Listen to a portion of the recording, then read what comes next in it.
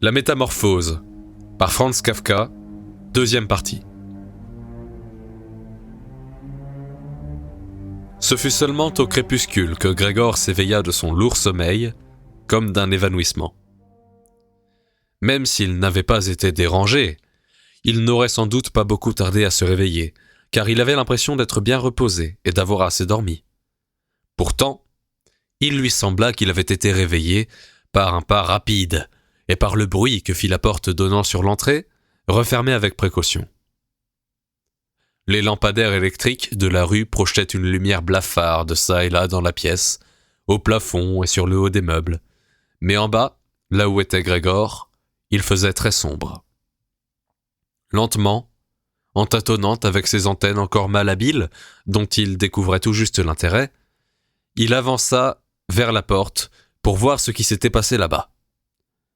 Son flanc gauche semblait n'être d'un bout à l'autre qu'une escarre désagréablement tendue, et il en était réduit à boiter d'une rangée de pattes sur l'autre.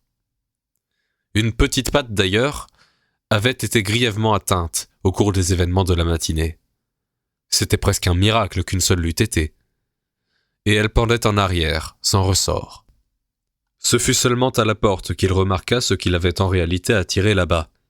C'était l'odeur de quelque chose de comestible. En effet, il y avait là une jatte pleine de lait sucré, dans lequel trempaient des petites tranches de pain blanc. Pour un peu, il en aurait ri de joie, car il avait encore plus faim que le matin, et sans attendre, il plongea sa tête dans le lait, au ras des yeux.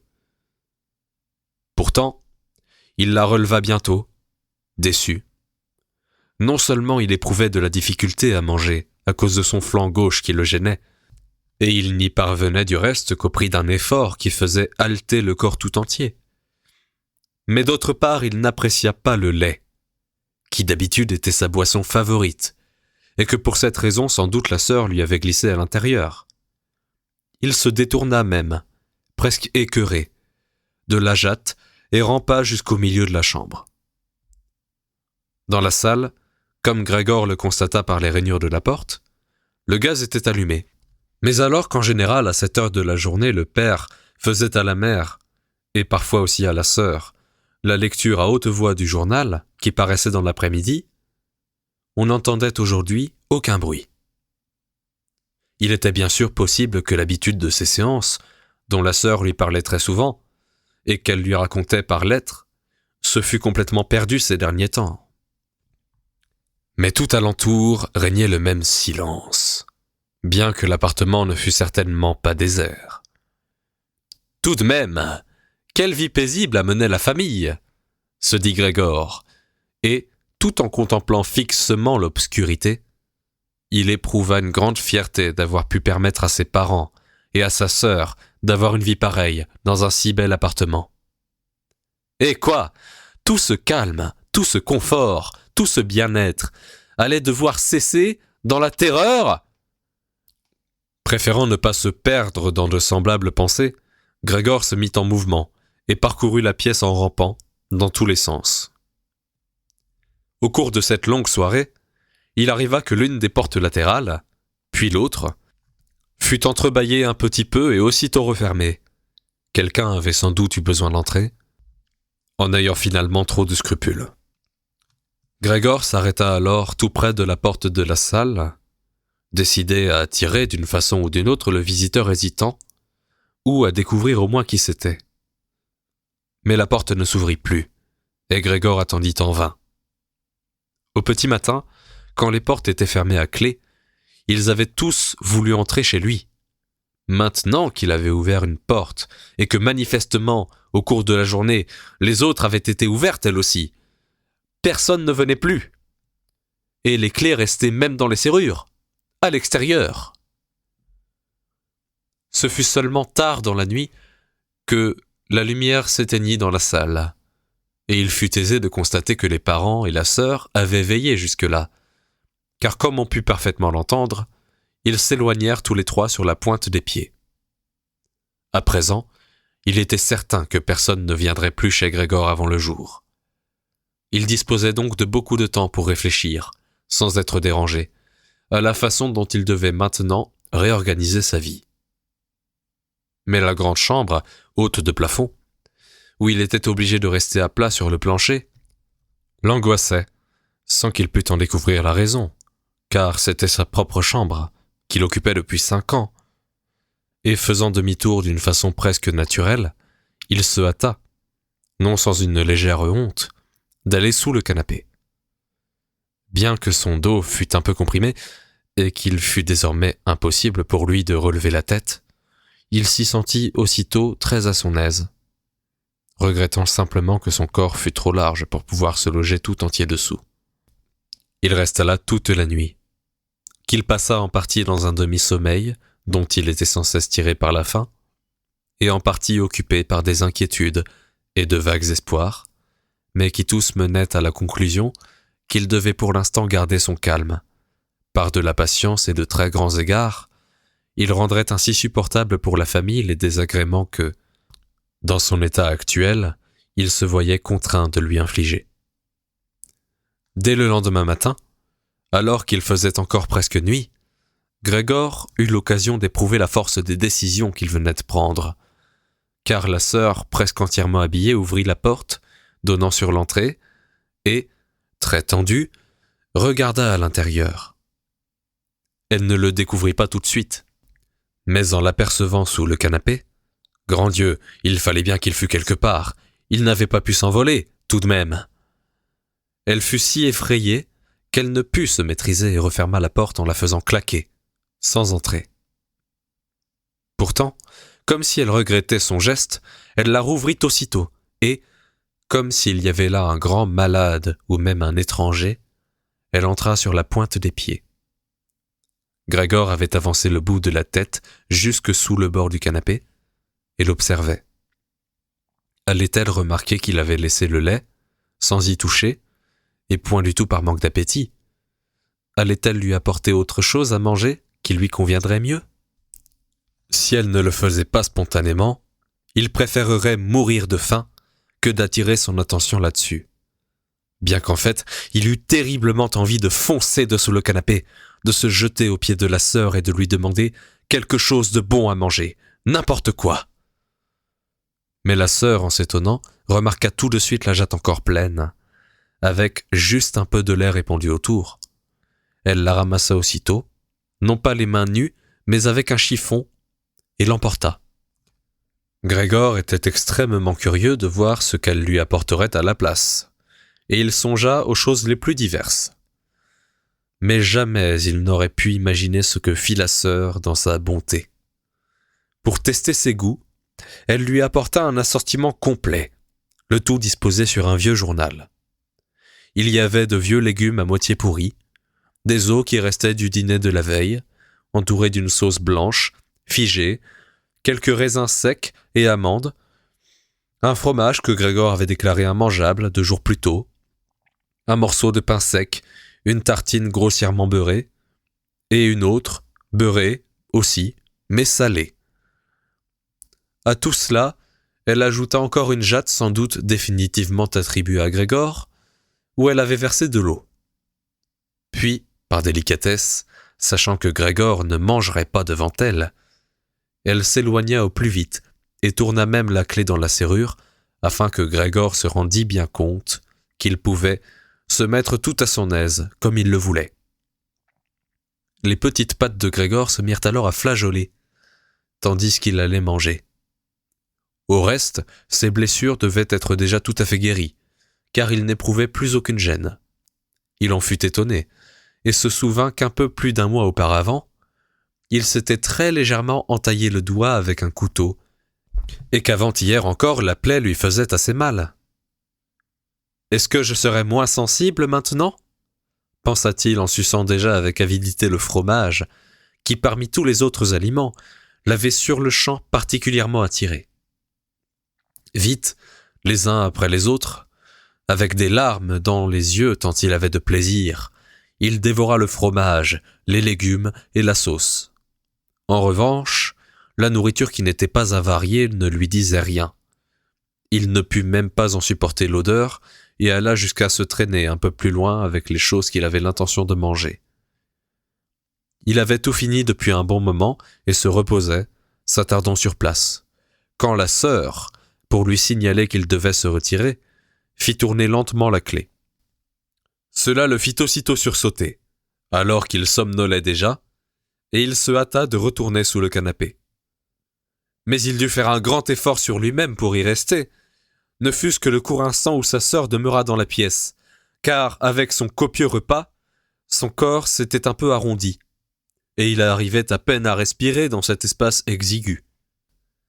Pris de légers accès d'étouffement, les yeux un peu exorbités, il regarda la sœur qui, sans se douter de rien, rassemblait avec un balai non seulement les restes, mais même les aliments auxquels Gregor n'avait pas touché du tout. Comme si eux aussi étaient devenus irrécupérables. Elle se dépêcha de les jeter dans un seau qu'elle referma avec un couvercle en bois, sur quoi elle sortit en emportant le tout. À peine avait-elle tourné le dos que Gregor s'extirpa de sous le canapé, s'étira et se renfla. C'est ainsi que Gregor reçut désormais chaque jour sa nourriture. Une première fois le matin, quand les parents et la bonne dormaient encore. La seconde fois, après que tous avaient déjeuné, car les parents dormaient alors à nouveau un petit moment, et la sœur envoyait la bonne dehors en la chargeant de quelques commissions. Eux non plus ne voulaient certainement pas que Gregor mourût de faim, mais peut-être n'aurait-il pas pu en supporter plus que d'entendre parler de son repas. Peut-être aussi la sœur voulait-elle leur éviter un chagrin supplémentaire, fût-il minime, car, de fait, il souffrait déjà bien assez. Quels arguments avait-on utilisés le premier matin pour se débarrasser du médecin et du serrurier et les faire quitter l'appartement?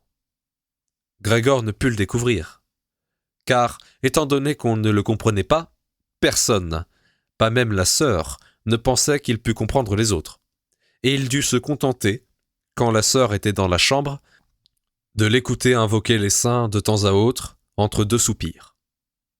C'est seulement plus tard, quand elle se fut un peu habituée à tout cela, car bien sûr on ne put jamais parler d'une accoutumance totale, qu'il arriva à Gregor d'attraper une remarque dont l'intention était bienveillante ou qui pouvait être interprétée ainsi. « Aujourd'hui, en tout cas, il a trouvé ça bon », disait-elle quand Gregor avait fait des coupes sombres dans la nourriture, tandis que dans le cas contraire, qui peu à peu devint de plus en plus fréquent, elle prit l'habitude de dire sur un ton triste « Eh bien, tout est resté intact, encore une fois. » Mais si Gregor était dans l'immédiat hors d'état d'apprendre aucune nouvelle directement, il comprit bien des choses en épiant ce qui se passait dans les pièces voisines. Et dès qu'il y entendait des voix, même un court instant, il courait vers la porte correspondante et se pressait contre elle de tout son long. Dans les premiers temps, surtout, il n'y eut aucune conversation qui le concernât, d'une façon ou d'une autre, même à mots couverts.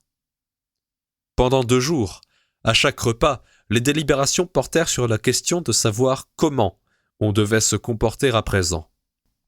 Mais on abordait aussi ce sujet entre les repas, car il y avait toujours au moins 2 membres de la famille à la maison, étant donné qu'aucun d'entre eux, sans doute, ne voulait rester seul sur place et qu'il était exclu, absolument, de laisser l'appartement sans personne. Quant à la bonne, dès le premier jour, on ne sut pas vraiment si elle était au courant des événements, et jusqu'à quel point. Elle était tombée à genoux devant la mère, en l'implorant de lui donner son congé sur le champ.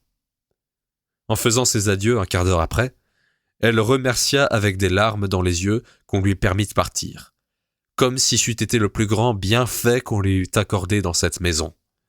Et elle prononça spontanément un serment terrible, celui de ne rien révéler de tout cela à personne. La sœur, à présent, devait faire aussi la cuisine, en tandem avec la mère. Cela ne donnait d'ailleurs pas beaucoup de peine, car on ne mangeait presque rien. Gregor les entendait sans cesse s'exhorter les uns les autres à manger, mais en vain, sans recevoir d'autre réponse que « merci, cela me suffit » ou quelque chose de ce genre. Et peut-être qu'on ne buvait plus rien non plus. Souvent, la sœur demandait au père s'il voulait de la bière, et se proposait gentiment pour aller en chercher elle-même. Comme le père ne répondait rien, Elle lui disait, pour lui ôter tout scrupule, qu'elle pouvait aussi envoyer la concierge en chercher. Alors le père finissait par lâcher un grand « non » et l'on n'en parlait plus. Au cours de la première journée déjà, le père avait fait, devant la mère et la sœur réunies, un exposé général de leurs ressources et de leurs espérances.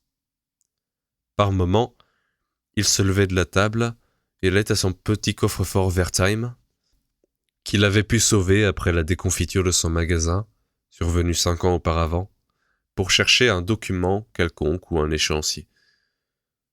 On l'entendait ouvrir la serrure compliquée, puis la refermer, après avoir sorti ce qu'il voulait. Ces explications du père constituèrent d'une certaine façon la première chose réjouissante qu'il fut donné d'entendre à Grégor depuis sa réclusion. Il avait cru que de ce magasin, le père n'avait rien conservé du tout. Grégor, sur ce point du moins, n'avait pas été détrompé par lui, et pour sa part, il ne lui avait pas non plus posé la question. La seule préoccupation de Grégor à ce moment-là avait été de tout mettre en œuvre pour que cette catastrophe commerciale, qui avait plongé toute la famille dans un désespoir total, fût oubliée le plus vite possible.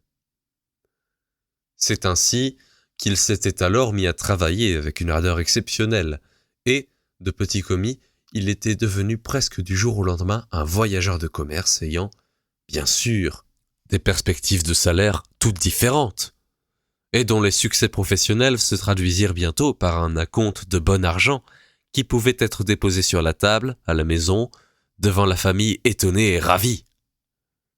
Cela avait été une période heureuse, qui n'était jamais revenue par la suite. En tout cas, jamais avec cet éclat, bien que Grégor eût gagné plus tard assez d'argent pour être en mesure de supporter les dépenses de toute la famille, ce qu'il fit effectivement. On s'y était habitué, voilà tout. La famille, autant que Grégor, on acceptait l'argent avec reconnaissance. Quant à lui, il le donnait volontiers, mais une certaine chaleur manqua désormais. Seule la sœur était restée proche de Grégor malgré tout, et il formait en secret un projet pour elle. Contrairement à Grégor, elle aimait beaucoup la musique, et savait jouer du violon d'une manière émouvante. Il voulait dès l'année prochaine, sans tenir compte des grands frais que cela occasionnerait forcément, et qu'on se débrouillerait bien pour compenser d'une façon ou d'une autre, l'envoyer au conservatoire. Lors des brèves périodes où Grégor n'était pas en déplacement, il parla plusieurs fois de conservatoire avec la sœur, mais jamais autrement que comme d'un beau rêve dont il était impossible d'envisager la réalisation. Et même ces paroles innocentes, les parents ne les entendaient pas volontiers. Mais Grégor y pensait très résolument, et il avait l'intention d'en faire la déclaration solennelle le soir de Noël.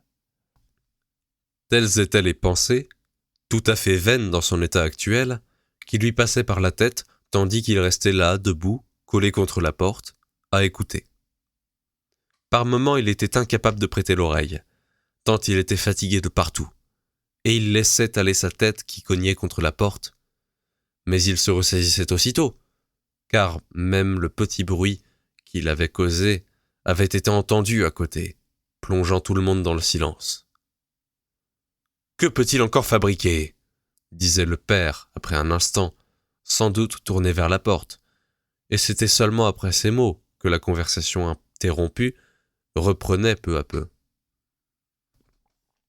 Grégor eut ainsi, à maintes reprises, car le père avait coutume de se répéter souvent dans ses explications, en partie parce qu'il ne s'était plus occupé de ces choses-là depuis longtemps, et en partie parce que la mère ne comprenait pas toujours du premier coup, l'occasion d'apprendre que, malgré tout leur malheur, il subsistait, du temps de jadis, une petite somme, certes bien mince, mais que les intérêts cumulés avaient un peu augmenté avec le temps. Par ailleurs, l'argent que Grégor avait rapporté chaque mois à la maison, il n'avait gardé pour lui-même que quelques gulden, n'avait pas été complètement utilisé, mais s'était accumulé pour former un petit capital. Grégor, derrière la porte, hochait la tête, tout excité, réjoui par cette prévoyance et par ce sens de l'économie inattendu. Bien sûr, il aurait pu, avec ses fonds supplémentaires, rembourser davantage de la dette que son père avait envers le directeur. Et le jour où il aurait pu se débarrasser de cet emploi aurait été beaucoup plus proche. Mais à présent, il valait mieux sans aucun doute qu'il en soit comme le père l'avait décidé.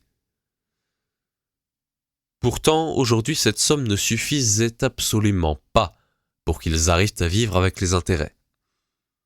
Elle pouvait suffire à maintenir la famille 1 année, 2 années au maximum. Mais c'était tout.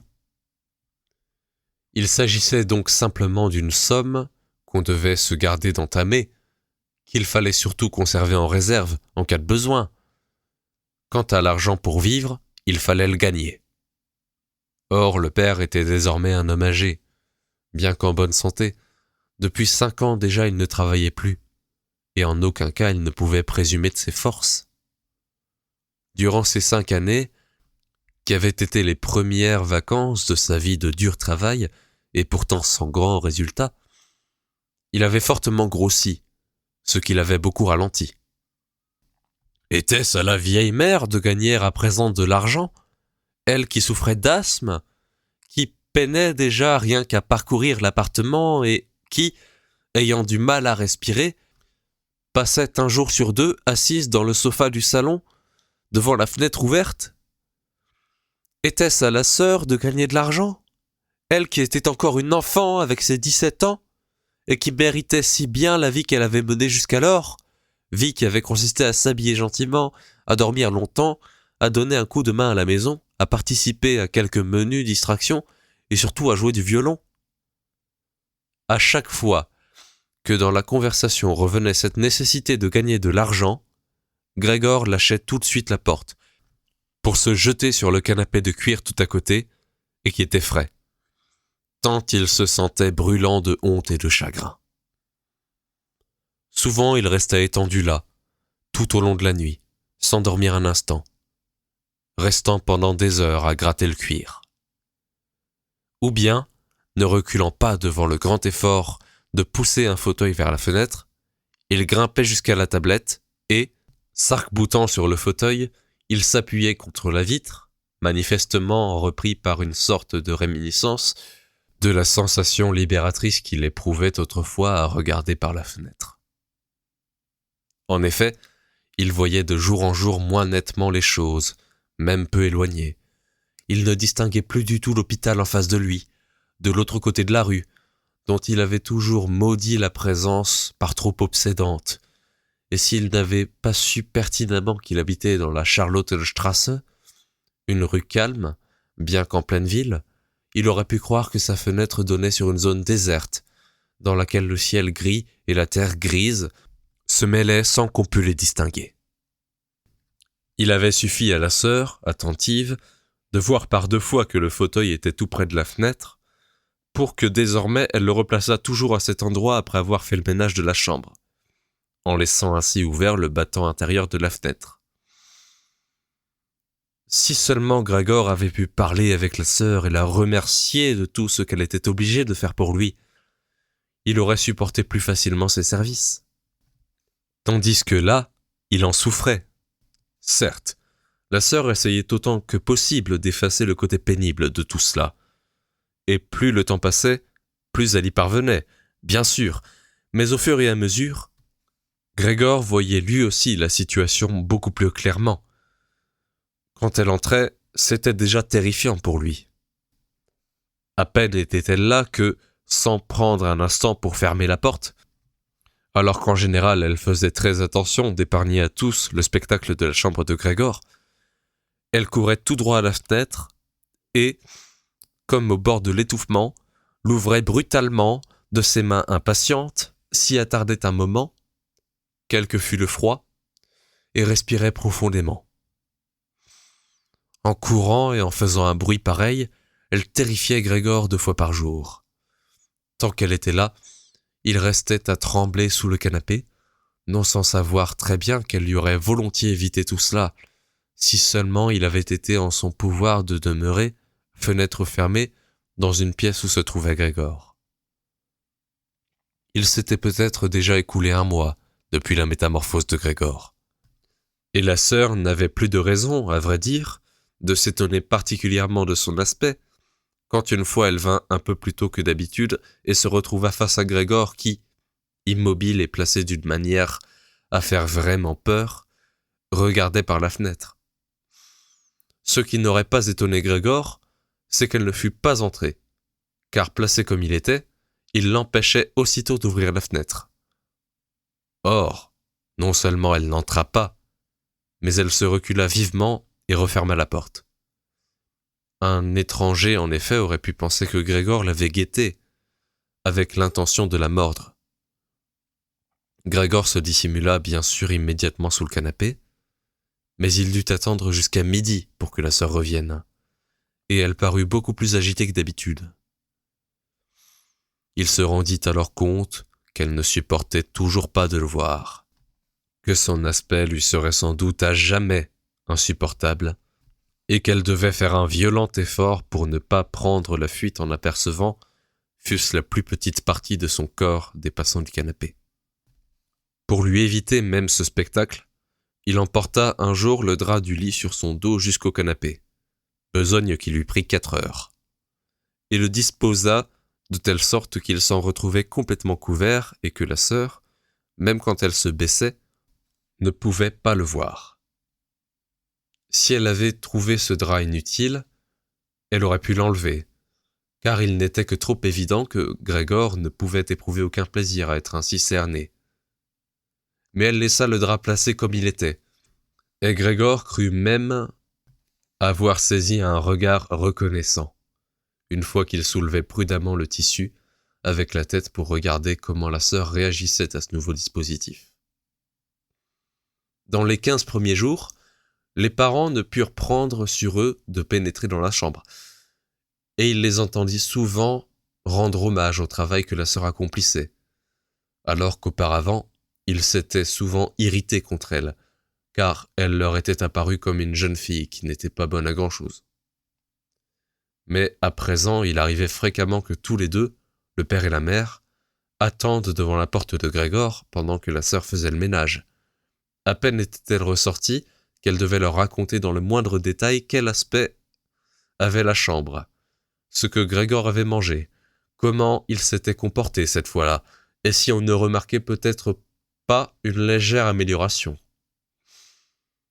D'ailleurs, relativement vite, la mère voulut rendre visite à Grégor, mais le père et la sœur l'en retinrent, en invoquant d'abord les motifs raisonnables que Grégor écouta avec grande attention et qu'il approuva tout à fait. Mais par la suite, il fallut recourir à la force pour l'en empêcher. Et lorsqu'elle s'écria « Mais laissez-moi donc aller chez Grégor, car il est mon malheureux fils ! Est-ce que vous ne comprenez pas que je dois y aller ?» Grégor pensa que cela serait peut-être une bonne chose, malgré tout, que sa mère entrât. Non pas chaque jour, bien sûr, mais peut-être une fois par semaine. En effet, elle comprenait tout beaucoup mieux que la sœur, qui, malgré son grand courage, n'était encore qu'une enfant, et que peut-être seule une certaine inconscience juvénile avait au fond conduite à s'acquitter d'une aussi lourde tâche. Le désir de Grégor de voir sa mère ne tarda pas à se réaliser. Pendant la journée, par simple égard pour ses parents, Grégor ne voulait pas se montrer près de la fenêtre. Mais il ne pouvait pas non plus ramper beaucoup sur les quelques mètres carrés du plancher. Durant la nuit, il avait déjà du mal à rester étendu sans bouger. Il n'éprouva bientôt plus le moindre plaisir à manger. C'est ainsi qu'il prit pour se distraire l'habitude de ramper de long en large sur les murs et sur le plafond. Il aimait particulièrement être en suspension là-haut. C'était tout autre chose que de rester posé sur le plancher. On respirait plus librement. Le corps était parcouru par une légère oscillation. Et dans l'état de distraction presque heureuse où Grégor se trouvait là-haut, il pouvait arriver qu'à sa propre surprise il se lâcha pour tomber à plat sur le plancher. Cependant, il avait bien sûr une toute autre maîtrise de son corps qu'au début. Et même en tombant du plafond, il ne se faisait aucun mal. La sœur ne tarda pas à remarquer le nouveau divertissement que Grégor s'était inventé, car en rampant, il laissait par endroits des traces poisseuses. et elle se mit soudain en tête de lui rendre ses déplacements le plus faciles possible, et donc de débarrasser les meubles qui le gênaient, principalement le coffre et le bureau. Or, elle n'était pas en mesure de le faire seule. Elle n'osait pas demander au père de l'aider. La bonne aurait certainement refusé, car si cette fille d'environ 16 ans tenait vaillamment le coup depuis le départ de l'ancienne cuisinière, elle avait imploré comme une faveur la permission de conserver la porte de la cuisine fermée à clé en permanence et de n'avoir à l'ouvrir que lorsqu'on l'appelait d'une certaine façon. Il ne resta donc d'autre solution pour la sœur que de recourir à la mère, un jour où le père était absent.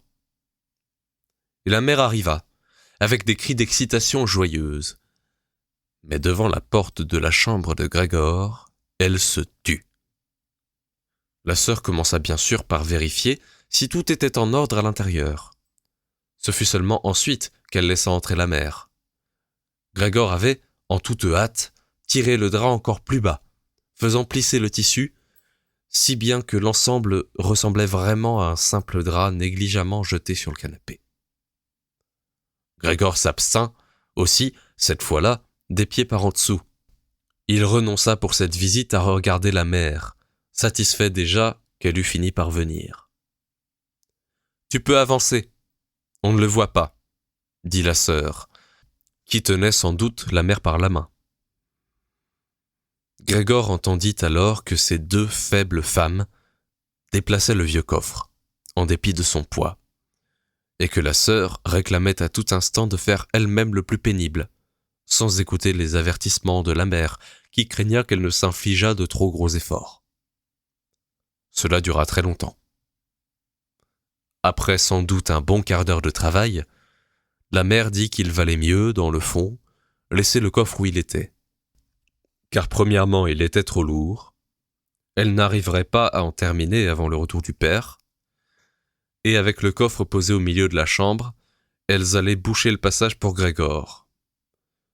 Ensuite, il n'était pas certain du tout qu'en retirant les meubles, on fit plaisir à Grégor. À son avis, c'était le contraire. Elle avait même le cœur serré à voir le mur nu. Et pourquoi Grégor n'aurait-il pas la même impression, étant donné qu'il était depuis si longtemps habitué à ces meubles et qu'il se sentirait abandonné dans la chambre vide? Et est-ce qu'à ce moment-là, conclut la mère en continuant à chuchoter, comme si elle voulait éviter que Grégor, dont elle ignorait où il se trouvait exactement, pût entendre seulement le son de sa voix, car elle était convaincue que de toute manière il ne comprenait pas ce qu'on disait. Est-ce qu'à ce moment-là, nous n'aurions pas l'air, en retirant les meubles, de montrer que nous renonçons à tout espoir d'amélioration, et de l'abandonner à lui-même, sans le moindre égard? Il me semble que le mieux serait que nous nous efforcions de conserver la chambre exactement comme avant, pour que Grégor, à son retour chez nous, retrouve tout dans le même état et qu'il lui soit d'autant plus facile d'oublier la période intermédiaire. En entendant la mère parler ainsi, Grégor se rendit compte que le fait qu'on ne lui eût adressé aucune parole humaine, s'ajoutant à la routine de la vie au milieu de la famille, lui avait sans doute troublé l'esprit au cours des 2 derniers mois, car sinon, il ne pouvait s'expliquer qu'il eût pu demander sérieusement que l'on vidât sa chambre. Avait-il réellement envie de laisser métamorphoser cette pièce, confortable, agréablement installée avec des meubles de famille, en une caverne où il pourrait certes ramper partout sans être gêné, mais en sombrant du même coup très vite dans un oubli total de son passé humain? N'était-il pas déjà bien près d'oublier? La seule voix de la mère, qu'il n'avait pas entendue depuis longtemps, l'avait tiré déjà de sa léthargie. Rien ne devait être enlevé. Tout devait rester. Il ne pouvait pas se passer de l'effet positif de ces meubles sur lui, dans son état. Et si les meubles l'empêchaient de se livrer à ces absurdes reptations dans tous les sens, ce n'était pas un mal, mais un grand avantage. Mais la sœur, malheureusement, était d'un avis différent. Elle avait pris l'habitude, qui n'était pas tout à fait injustifiée, de se poser face aux parents en personne particulièrement compétente dans les questions concernant Grégor. C'est pourquoi la suggestion de la mère, à cet instant, suffit pour déterminer la sœur à persister dans son projet d'enlever non seulement le coffre et le bureau, selon son intention initiale, mais tous les meubles, à l'exception de l'indispensable canapé. Ce n'était pas bien sûr par pure provocation juvénile qu'elle exigeait cela, ni par cette confiance en soi qu'elle avait acquise si durement ces derniers temps, et d'une manière si inattendue, car elle avait effectivement observé que Grégor avait besoin de beaucoup de place pour ramper, et qu'en revanche, d'après ce qu'on pouvait voir, il ne faisait aucun usage des meubles. Mais peut-être le tempérament exalté des jeunes filles de son âge jouait-il aussi un rôle. Il cherche en toute occasion le moyen de se satisfaire. Et en l'occurrence, il poussait Grete à vouloir rendre la situation de Grégor encore plus effrayante, pour pouvoir ensuite en faire encore davantage pour lui. Car dans une pièce où Grégor régnerait sur les murs nus, personne d'autre que Grete n'oserait jamais pénétrer. Elle ne se laissa donc pas ébranler dans sa décision par la mère qui, par pure inquiétude d'être dans cette chambre, manquait d'assurance et se tut bientôt pour aider la sœur à sortir le coffre, dans la mesure de ses forces. C'est vrai que Grégor pouvait à la rigueur se passer du coffre, mais quant au bureau, il devait rester.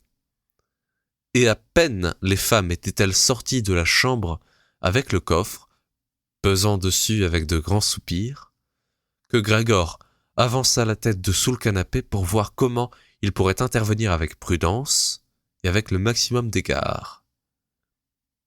Mais par malheur, ce fut justement la mère qui revint la première, tandis que Grete, dans la pièce d'à côté, maintenait le coffre à plein bras, en le balançant toute seule d'un côté sur l'autre, sans réussir bien sûr à le faire avancer. Or, la mère n'était pas habituée à voir Grégor, et cela aurait pu la rendre malade. Grégor, effrayé, se hâta donc de disparaître à reculons jusqu'à l'autre extrémité du canapé, mais sans parvenir à empêcher que le drap ne remuât légèrement sur le devant. Cela suffit pour attirer l'attention de la mère. Elle s'arrêta, resta un instant interdite, puis retourna vers Grete. Bien que Grégor se répéta sans relâche qu'il n'arrivait là rien d'extraordinaire, que c'était simplement quelques meubles que l'on déplaçait. Il dut bientôt s'avouer que les allées et venues de ces femmes, leurs brèves exclamations, le crissement des meubles sur le plancher, lui faisaient l'impression d'un grand vacarme déferlant de tous côtés, et il eut beau rentrer la tête dans ses pattes et aplatir le corps sur le plancher, il était obligé de se dire qu'il ne pourrait pas supporter tout cela longtemps. Elles étaient en train de lui vider sa chambre, de lui prendre tout ce qu'il aimait. Elles avaient déjà retiré le coffre, dans lequel se trouvait sa scie, avec ses outils.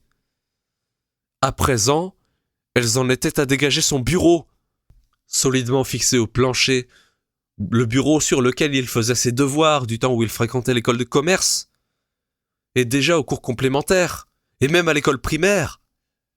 Il n'avait vraiment plus le temps de soupeser les bonnes intentions qui animaient les deux femmes dont il avait du reste à ce moment-là presque oublié l'existence, car elles étaient tellement épuisées qu'elles opéraient désormais en silence, et l'on n'entendait plus que le lourd martèlement de leurs pieds.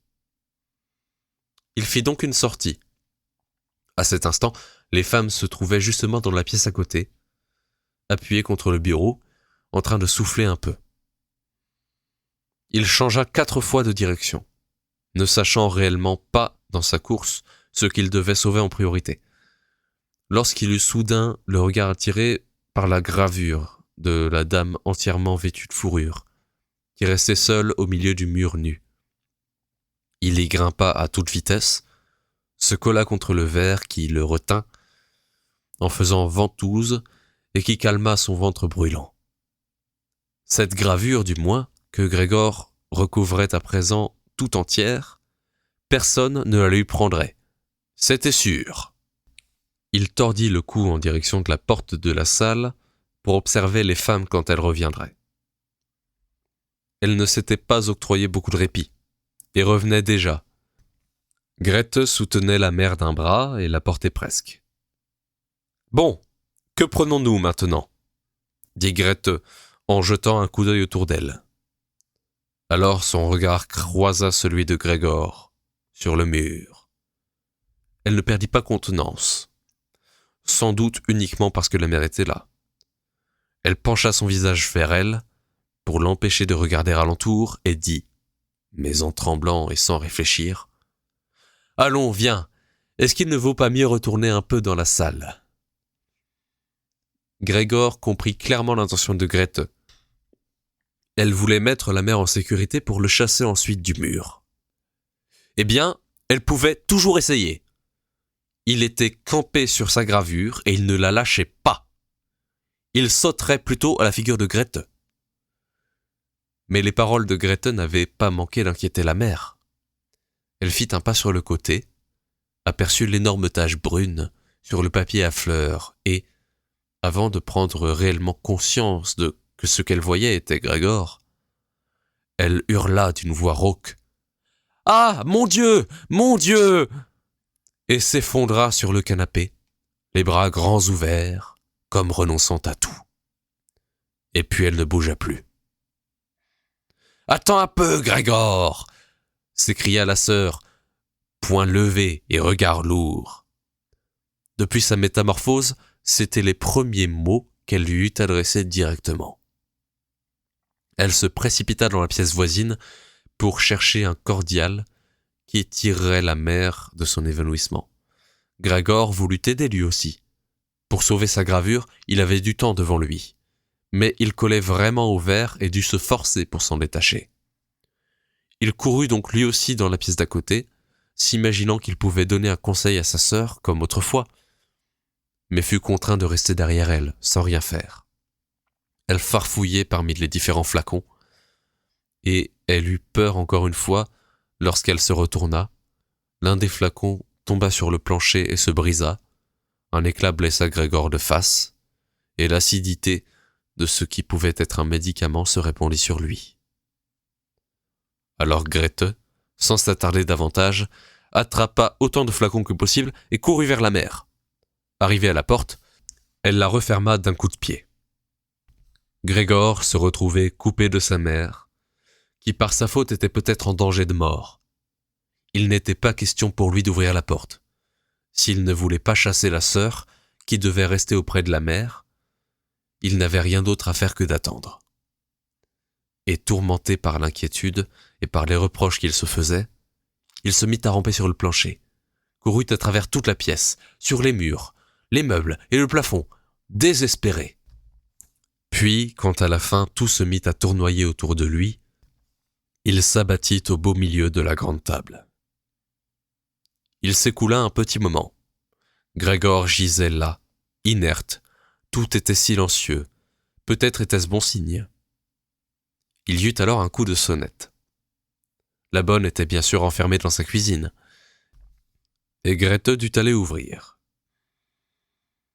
Le père était de retour. « Que s'est-il passé ?»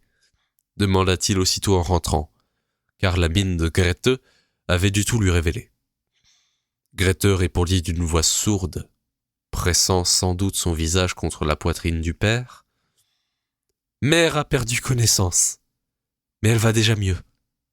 Grégor s'est échappé. »« Pour ça, je m'y attendais, » dit le père. « Ça, je vous l'ai toujours dit. Mais vous autres femmes, vous ne voulez pas écouter. » Il était clair pour Grégor que le père avait mal interprété le trop laconique message de Grethe et qu'il supposait que Grégor s'était rendu coupable d'un acte de violence. C'est pourquoi il devait essayer de calmer le père, car il n'avait ni le temps ni la possibilité de lui expliquer les choses. Il se réfugia donc près de la porte de sa chambre et se plaqua contre elle pour que le père, en arrivant de l'entrée, puisse voir tout de suite que Grégor avait bien l'intention de retourner immédiatement dans sa chambre, qu'il n'était pas nécessaire de le refouler et qu'il suffisait au contraire d'ouvrir la porte pour qu'il disparût aussitôt. Mais le père n'était pas d'humeur à remarquer de pareilles subtilités. « Ah !» s'écria-t-il en rentrant, comme s'il était à la fois furieux et content.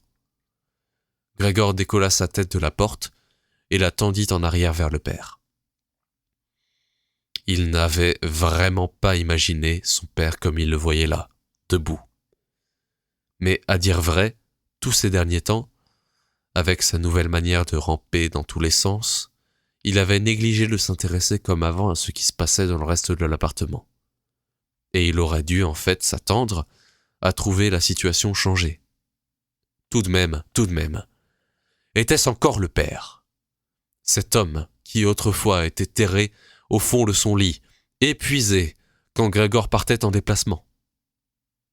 Cet homme qui, à son retour, le soir, l'accueillait toujours en robe de chambre, dans son grand fauteuil, presque plus en état de se lever, se bornant à lever les bras pour signifier sa joie.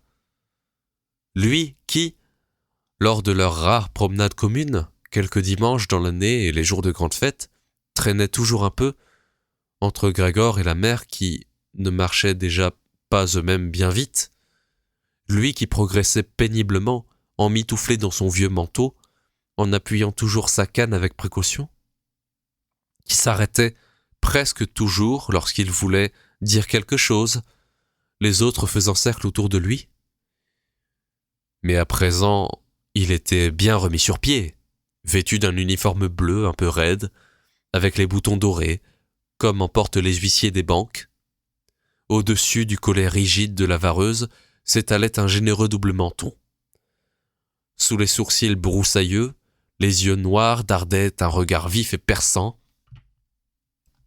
La crinière blanche, d'habitude ébouriffée, était minutieusement peignée, avec une raie luisante dans les cheveux plaqués.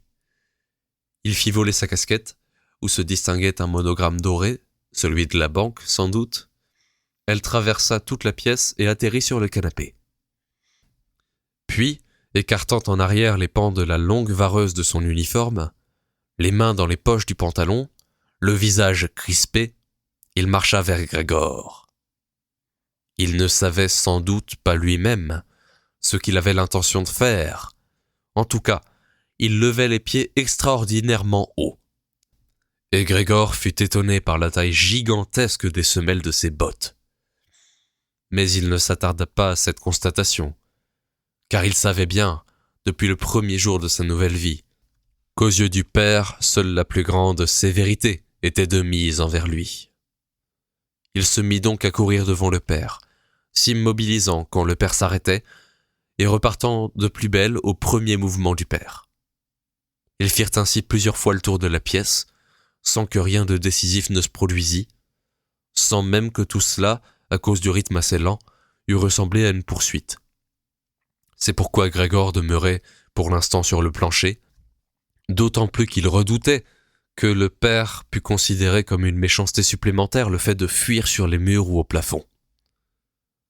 Toutefois, Grégor ne pouvait pas s'empêcher de se dire que même à courir comme ça, il ne tiendrait pas longtemps. Car pendant que le père faisait un pas, il devait, lui, exécuter un nombre de mouvements sans commune mesure. Il commençait déjà à s'essouffler. Et du reste, dans sa vie antérieure non plus, il n'avait jamais eu les poumons très résistants. Il n'avançait plus désormais qu'en titubant, et, pour concentrer toutes ses forces dans la course, il ouvrait à peine les yeux, n'envisageait pas, dans son hébétement, d'autre salut que par la course, et avait presque oublié que les murs s'offraient à lui, bien qu'ils fussent ici encombrés par des meubles finement sculptés, hérissés d'angles et de pointes. Alors, juste à côté de lui, projeté sans violence, quelque chose vola et roula devant lui. C'était une pomme. La seconde la suivit aussitôt. Terrifié, Grégor s'immobilisa. C'était inutile de continuer à courir, car le père avait décidé de le bombarder. Il avait rempli ses poches au compotier sur la desserte, et à présent, sans ajuster encore le tir, Il lançait ses pommes l'une après l'autre. Les petites pommes roulaient çà et là sur le plancher et s'entrechoquaient comme électrisées. L'une d'elles, lancée mollement, toucha Grégor au dos, mais glissa sans lui faire mal. Une autre, en revanche, arriva juste après et vint se ficher en plein dans le dos de Grégor. Il essaya de se traîner plus loin, comme si cette douleur fulgurante et incroyable pouvait passer, s'il changeait d'endroit. Mais il se sentait pour ainsi dire cloué sur place, le corps écartelé, dans la confusion complète de tous ses sens. Jetant un dernier regard, il aperçut encore que l'on ouvrait brutalement la porte de sa chambre. Devant la sœur qui poussait des cris, la mère surgit tout à coup, en chemise, car la sœur l'avait dévêtue pour l'aider à respirer lors de son évanouissement. La mère courut alors vers le père, perdit en route ses jupes délacées qui glissaient par terre l'une après l'autre. En trébuchant sur ses vêtements, elle se précipita sur le père et l'étreignit, ne faisant plus qu'un avec lui. Mais alors Grégor cessa de voir. Et, les mains sur la nuque du père, elle l'implora d'épargner la vie de Grégor.